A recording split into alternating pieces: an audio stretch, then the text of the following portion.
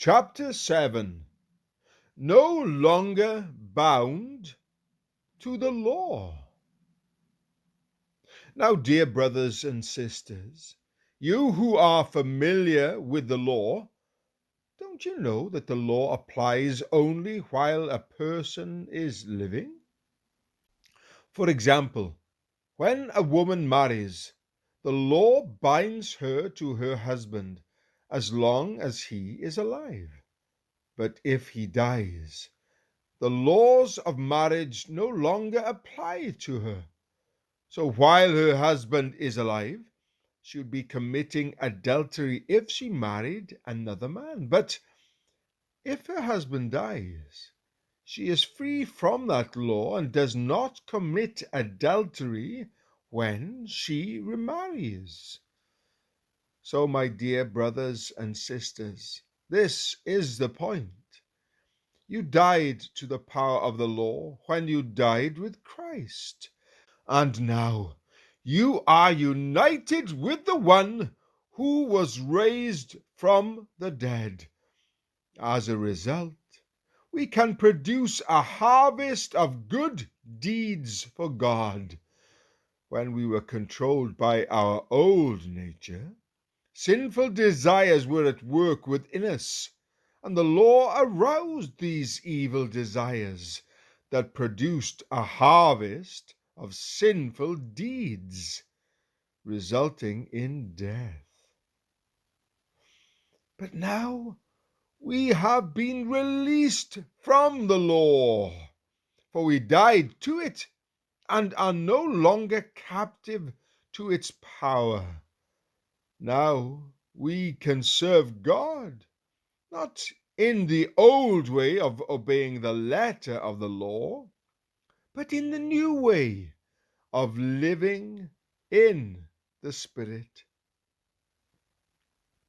God's law reveals our sin. Well then, am I suggesting that the law of God is sinful? Of course not. In fact, it was the law that showed me my sin.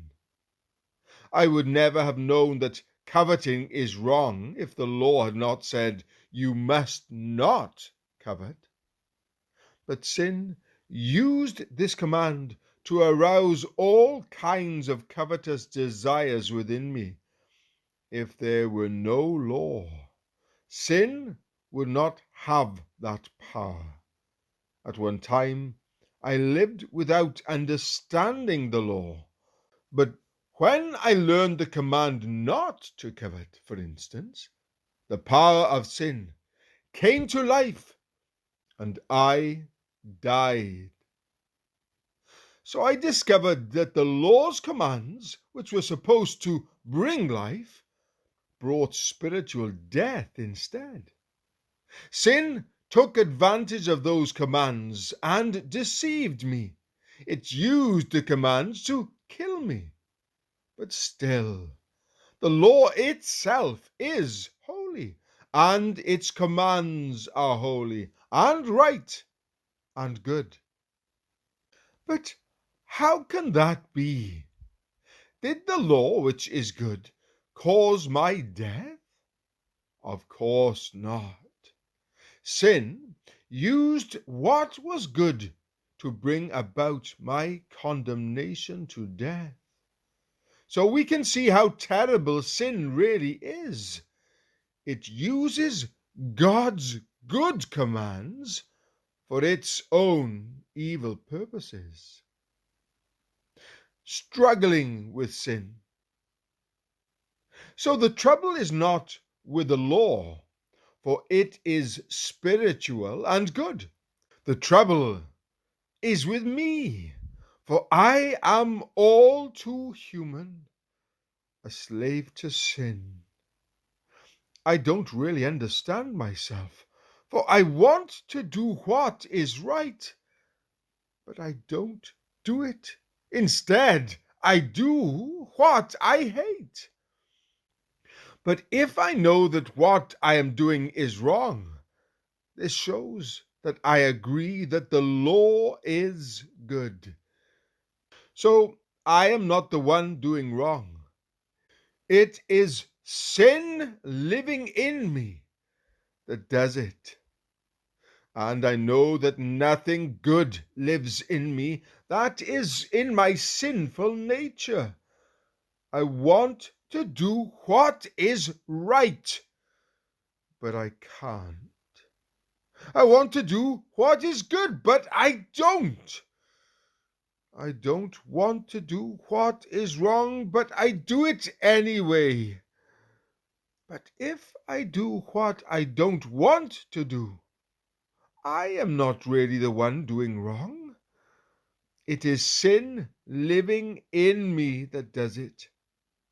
I have discovered this principle of life, that when I want to do what is right, I inevitably do what is wrong. I love God's law with all my heart. But there is another power within me that is at war with my mind. This power makes me a slave to the sin that is still within me. Oh, what a miserable person I am! Who will free me from this life that is dominated by sin and death? Thank God! The answer is in Jesus Christ, our Lord.